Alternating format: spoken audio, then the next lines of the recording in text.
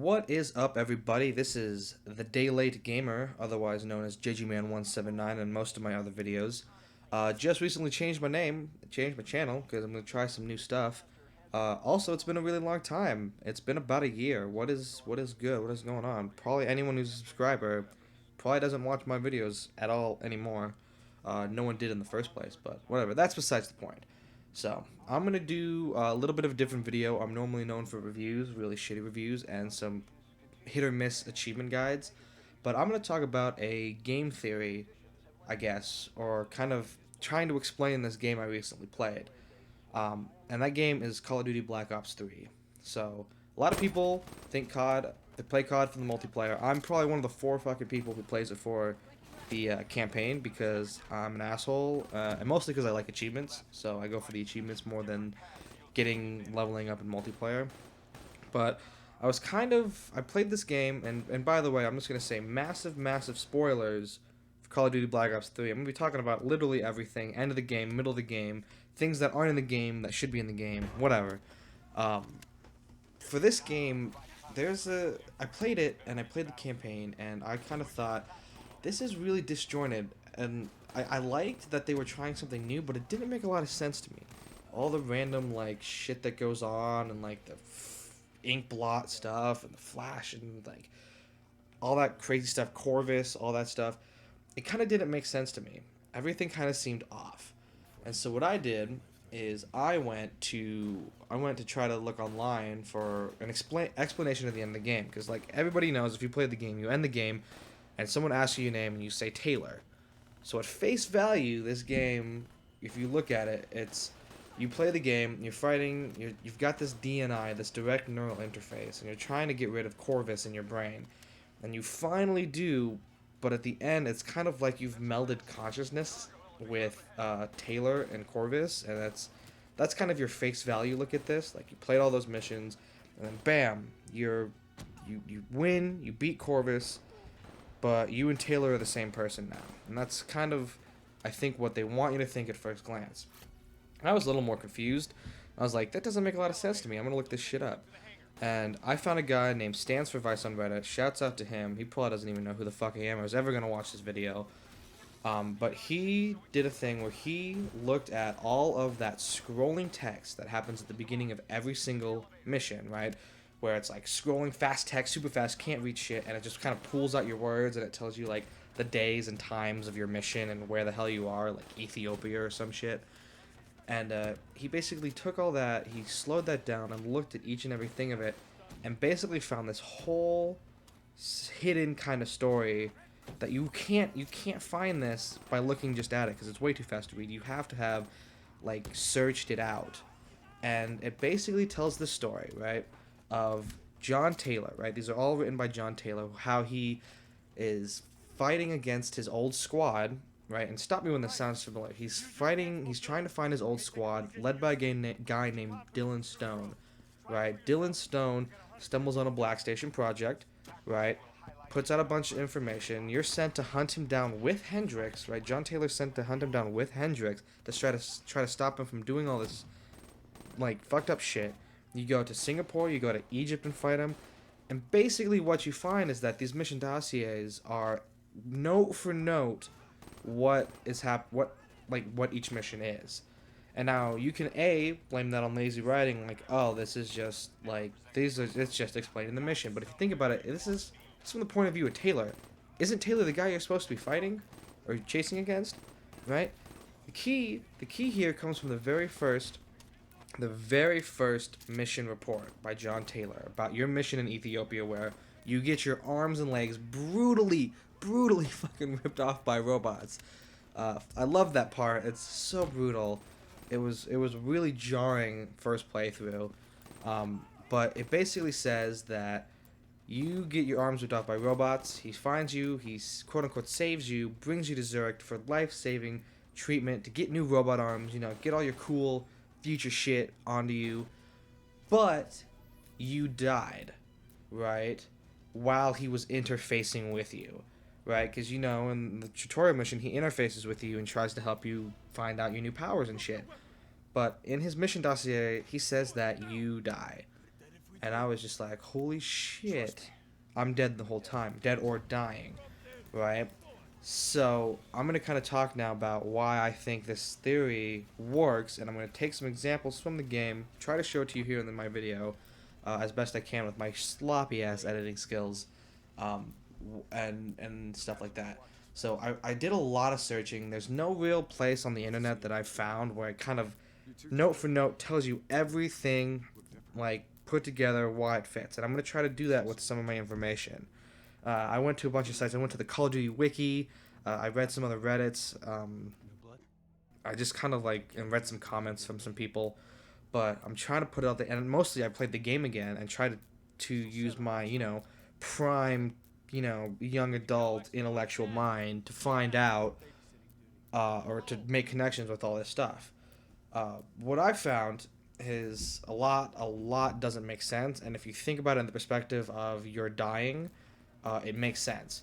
So the first thing to keep in mind is that there are two missions that you play as you, and that is Mission 1 and Mission 2.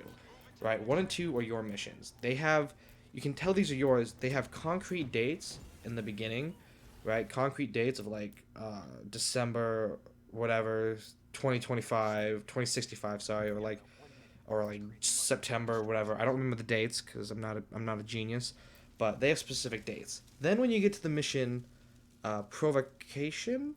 No, In Darkness. In Darkness is the name of the mission, right? The first mission you're in Singapore, it just says active mission day 0. And that's like, okay, cool. Maybe it's because they're working with the CIA now. They're not allowed to have real dates. That works on a surface level, but if you think about it more, that's the first mission after you quote-unquote die. Now, if you think about it some more, right, all of the missions are based on John Taylor's missions. Who's the person who's interfacing with you, right? Sharing minds with you as you're dying, and that's John Taylor, right? There's a part in this game where you're in Sarah Hall's mind, right? One of Taylor's teams, and she's dying, and she says something really specific like the last second surge from a chemical in the brain overloads the DNI and creates a mix of things real and imagined, right? So if your brain's in there, John Taylor's memories are in there as you die, right? Your mind is basically going to create all these images, right? And this is a common kind of theme, especially recently in video games. You kind of see a little bit of this in Bioshock Infinite, if you've ever played it.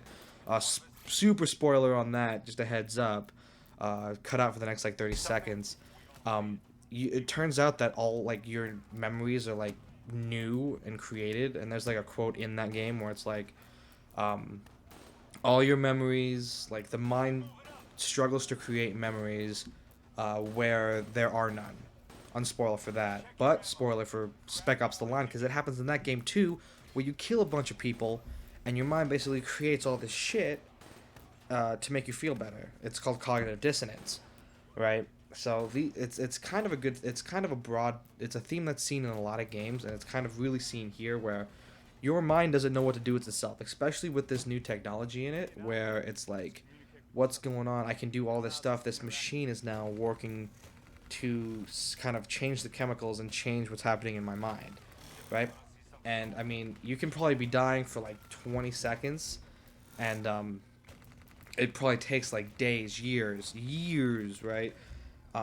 There's a flash, and I guess is a really good kind of tick to know when you die. And it's in Mission 2, right after the first part with Diaz, right, where you get attacked by robots at the very end of that, and you get all these flashes, oh, I'm flashing back to Ethiopia and shit, and oh man, PTSD and shit. But there's a flash in there where it shows John Taylor being dragged away from your hospital bed, right, trying to save you, right? That's really key. It's something is amiss, something's not right here, right? He was there, he was interfacing with you, trying to help you, and now you're dead and we're dying, right? So that's a really important one. Another thing is when you're in the hospital, right, at the end of Mission 2, right, you quote-unquote wake up from Mission 2, and you're in a hospital, and you see there's a very dramatic, very purposeful zoom-in shot on this bandana on the side of your bed. It's oh, cool, bandana. If you haven't played the rest of the game, you don't know what this is. And somebody's leaving your room. That person is Rachel Kane, who is very, very important later in the game. She's your CIA contact. She's with you through the entire game, right? She's leaving your room. How do you know her? Why is she there? Also, to the side of you, working on Hendrix, is Sebastian Kruger, who is like the main evil villain that Corvus is trying to kill.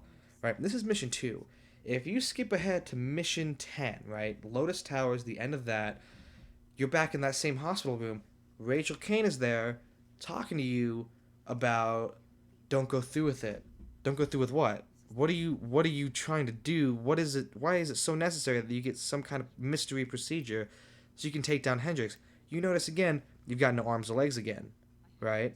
Everything's gone. Are they giving you new limbs? I don't think so, right? She says something along the lines of, if you do this, I can't be with you. And she leaves that fucking bandana on the counter and walks out of the room. Bam, put the connection together. That scene and the scene from Mission 2, Taylor's memories, right? It wouldn't make sense for you to, in after Mission 10, after fighting as a cyber soldier, to have to get cyber soldier surgery again. Like, what the heck? Doesn't make any sense, right? So that's going to be that. Those two missions, Mission 2, Mission 8, or Mission 10, sorry, those two are one memory from John Taylor, right? You're living John Taylor's memories. So that's my main thing. There's a couple other things that you find during some missions that kind of prove this point of Mission 1 and 2 happen after everything, and everything from Singapore through Egypt is in your mind, and like you're dying. So one of the first things is when you in Mission 1, when you first meet Khalid, whatever, the hero of the uprising in Cairo, is basically how he's introduced in the first mission of the game. You walk into his room and he's immediately like, Hendrix? Like, holy shit, Hendrix, I know you. You're here to save me. Right? And even when Hendrix tells John Taylor it's Khalid, it's instantly recognizable. How do these guys know each other? Right? If you think, well, they fought together. They fought together in the Cairo Uprising, which is Lotus Towers, Rise and Fall, all those missions in Egypt. Right? Because if you remember, right, I'm going to go back again, all the mission dossiers say that this is John Taylor and Hendrix fighting, trying to take down their old team led by Dylan Stone, right? John Taylor and Hendrix had those real missions. You are now reliving those missions as yourself, who's also John Taylor, right? And you're projecting John Taylor onto Dylan Stone because you have no reference for who Dylan Stone is, right? In your memories, you're just kind of replacing people for people you already know, right? So your team, you and Hendrix, and if you're playing co-op, all the other people who are with you, they're in Ethiopia. They're still your team. You still think of them as your team. But these people, John Taylor, Diaz, Moretti, Sarah Hall, you kind of know them, but you have no reference for who Stone is, Dylan Stone, and any of that team. So your mind replaces them, or player's mind replaces them with Taylor's team, right? So that kind of makes sense, and then in the fact that you're, dying and dead and replacing these memories. Anyway, I kind of got a little bit off track there. Jesus Christ, talking is hard. Khalid, you meet him, and it's instantly recognizable. Like, Hendrix knows him, Khalid knows him. That can only really happen if it's happened after the Cairo Uprising. Now, in the Cairo Uprising, the end of it, there's a part where it's like, blah blah blah, Khalid's position is being overrun by NRC. We don't have contact in him. We think he's been captured. Right there, it says he's been captured. That's super weird if he's captured twice by the NRC, right? So he's captured there, and he's basically in that Ethiopia place once you rescue him in your first mission, right? That's kind of that connection. Now that happens. Let's see, what else do I have here? So I just want to go back for a second, and I mean, if you can't tell, this is edited in because I fucking suck. But there's a whole part right after Mission 2, right, leading into the mission in Darkness, where it's really disjointed, and it basically skips over 5 years, right? And it's all done in a cutscene, and it's really weird. You can kind of see it's just kind of like, how long have we been doing this, right? 5 years, I think. And then you get into the safe house, and you're kind of just like, where am I? What is this? And you're asking Hendrix, what's going on? And I mean, if you think about it, it could be shitty writing where it's just like we're gonna use this time the quote unquote the in-game player's confusion to explain to the player where we're at in the timeline. But it's also a way that if you're thinking of in the idea of this theory where I mean it's you're just kind of dropped into it, kind of like a dream, right? Where like, and I'm gonna use the example of Inception here, where it's like you don't know you're starting a dream, you're just kind of into it, right? And you kind of don't know what's going on, you don't know what. So this kind of setup here really works in that regard. Now I'm gonna move on to I'm gonna come. This is just kind of like a little interlude, so I'm coming back now to what else we need to talk about, which is gonna be this. There's also a lot of little irregularities when you talk to people, especially more towards the end of the game.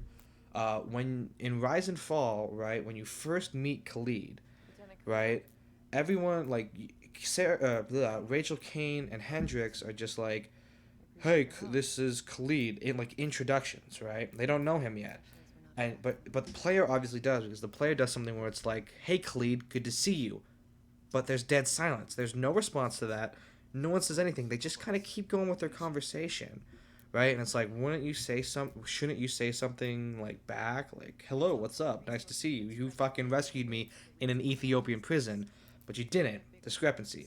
There's another thing where it comes up a lot, where it's a lot of times they'll say, and this is kind of what tipped me off, not ticked me off. I wasn't angry about it. Are you still with me? Stay with me. That is said so many goddamn times in this game, it's almost like they're trying to beat you over the head with it, right? It's like, "Stay with me." It's like, or like in that mission when you first meet Khalid, Hendrix is like snapping your face, like, "Hey, are you still with me?" Right? And there's a lot of that. It's almost like people are trying to talk to you as you're dying or in a coma in this hospital bed, saying, "Stay with me. Are you still with me? Come back." All that stuff. Um, there's another point, and this is kind of like it's in the mission Sandcastle, when you get rescued by Sarah Kane from drowning, right? And your systems are quote unquote shutting down. Why would your systems be shutting down? Maybe because you're dying, right? It explains it as the virus is trying to take hold of you, but it could also be that Corvus is just the representation, right? And this is another tangent, but Corvus is the representation of you dying. So as you die, your body, right, doesn't know that you're dying. This is explained by Sarah Hall in her mission. When you're in her mind, she doesn't know that she's dying a lot. She's like, this is training. How am I dying? What's going on? So if you're dying and you're in your mind, you don't know it. So Corvus becomes this representation of you dying in a way to explain your death and the deaths of the people around you. Anyway, totally off topic. Back to when Rachel Kane rescues you. She's talking to you about like, "Hey, let's run away together," or whatever, and you're saying something about whatever, and she says the words. She just says Taylor, and the player takes this as like she's worried about having to capture Taylor. What if she's talking directly to you and saying you're Taylor, like "Hey Taylor, it's okay," right? Like John Taylor. So you're kind of starting to get this little flicker here that your memories aren't really your memories. You're living John Taylor, and she knows you're John Taylor, but you're not. This can also be seen at the very end of the game, right? If you take this, but there's a whole other side to life that is totally like bonkers, batshit crazy. But when you say Taylor, you're kind of accepting that these are Taylor's memories, whatever. But as you're leaving that conversation with Rachel Kane, she says, "Come back, stay with me," very dramatically as you're walking through a door, right? And then immediately after that, she's right back into, "This is the mission, this is what we need to do, here's what's going on," right? That seems a little fucking little crazy that you're 1 minute you're distressed and trying to bring him back, the next minute you're just right back into it. So this doesn't mean specifically that Rachel Kane is talking to you in your hospital bed as you're dying. It could be anyone, right? It's this idea that people who are trying to talk to you while you're in a coma, they come through. There's a good example of this in an episode of Futurama where one of the characters is like in a coma and someone keeps telling her to wake up. Wake up. It's time for you to wake up. Please wake up. right? It's the same kind of idea where people in your dream are going to be telling you you're going to hear things in the real world, and it's going to be interpreted into your dream, into your mind. Going along with this, right? That's Rachel Kane. We're done with that. Um, Second mission, going back, Taylor says, "I think it's time for you to wake up.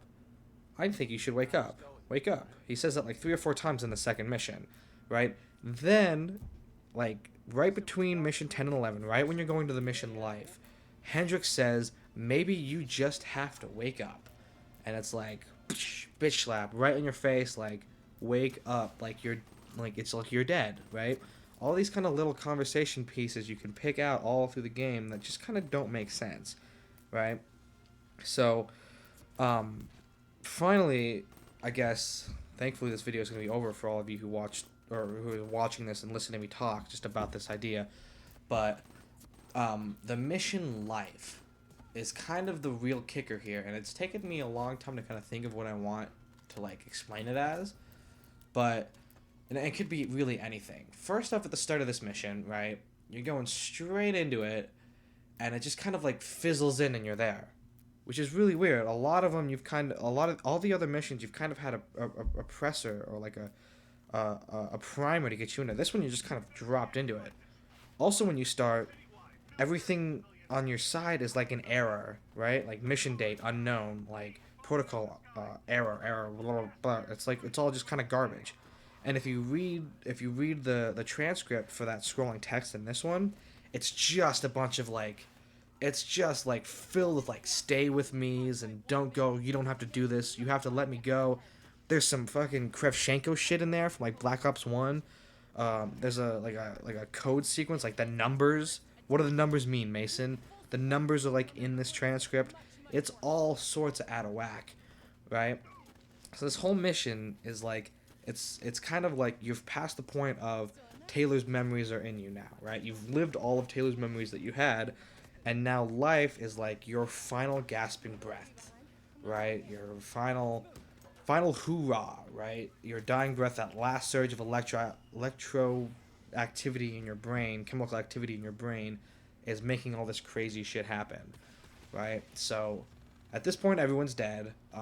Rachel Kane dies in this one, and you try to kill yourself, but you kind of don't. You go into this kind of in-betweenish kind of world where you're fighting all this stuff, and you're basically trying to clear your mind. It's almost like you're coming to terms with your death.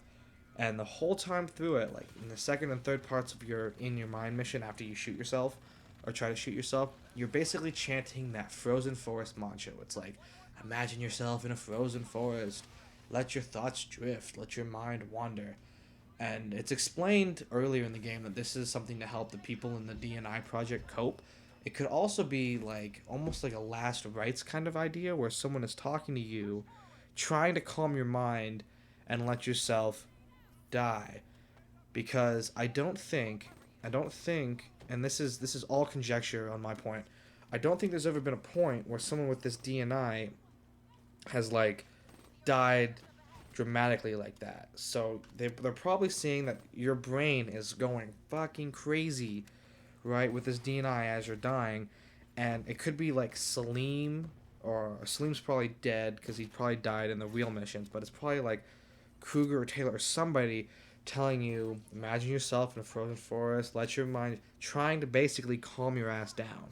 And so through the entire end of this mission, you're chanting this mantra, calming yourself down. Finally, at the end, you purge yourself, you walk out of this building into the bright sunlight, very brightly lit, frozen Zurich, and someone asks you, who are you? And you're like, I'm Taylor, right? And that's kind of acknowledging that you were Taylor in your memories, and you're kind of letting yourself go, right? It kind of ends kind of vaguely like that. I mean, that's the best I can explain for life. I mean, life makes sense in the idea that in a very surface level story where you're just trying to get Corvus out of your brain and try to clear it out, and purge your DNI so you can live. That makes sense. And I think this whole game kind of works on both those levels. A little bit less on the level of just like the surface, but if you really think about it in the mindset of you're dead or dying, I think it kind of makes a little bit more sense. It makes it a little bit more interesting. Anyway, that's really really it. Oh shit, no, there's one last part that I kind of found. This was on like the wiki, but if you look at the protocol, right? So every time you start your mission, right, you get the scrolling text, you get the numbers, said it a million times. There's a part near the top that says protocol with an alphanumeric whatever, where it's like Delta, Bravo, Banana, whatever the fuck, right? If you list all those out, right, all 11 missions, it spells out, um, or we are tail, or whatever. Now, if you rearrange these letters in the order that the missions are supposed to be, where missions 1 and 2 come after all the Taylor missions, right? Because you die after that, it specifically spells out, we are Taylor. And I think that's like a real kicker to really solidify the fact that missions 1 and 2 are supposed to come after all the other missions, and that whatever, like you died, or that you're living someone else's memories and you died. Now, I also want to say one last thing. With the whole theme of the crow, um, it might be a recurring thing with the whole Corvus thing, because the symbol for the Black Station project was a crow, but crows also very like evidently signify death, right? All throughout history, it signified death. So you're dying, like all this stuff, and especially near the end of the missions, you see a lot more crows, and that I think is a another good indicator that you're kind of dying. It could also mean on that surface level again, Corvus is infecting your brain, making your DNA glitch out, whatever. But I think that's it. That's all I've got. If you guys have any other ideas, anything you found in the game, put that shit in the comments. I want to hear it. I mainly made this video because I've been like overthinking this in my brain over and over again. I want to get all my thoughts out into a video, put it online for everyone to look at. It's kind of like a combination of everything that I've found. Again, shouts out to Stance for Vice, Reddit community, um, the wiki, all that shit. Everyone who's like tons of people put time into reading the transcripts or transcribing it. I'm very glad that I did not have to do that, because that seems like a lot of work and a lot of very squinty reading on slow motion videos. But yeah, so fucking there you go. That's my coming back video. Is a half-hour long fucking rant about goddamn Call of Duty Black Ops 3. So I mean, there you have it. Like, comment, subscribe. Got a new channel. Gonna try some new videos. Day Late Gamer. Have any video ideas? Let me know. I think that's it, guys. Peace out. Keep gaming hard out there. That was a terrible catchphrase. I'm gonna think of something better. Peace out.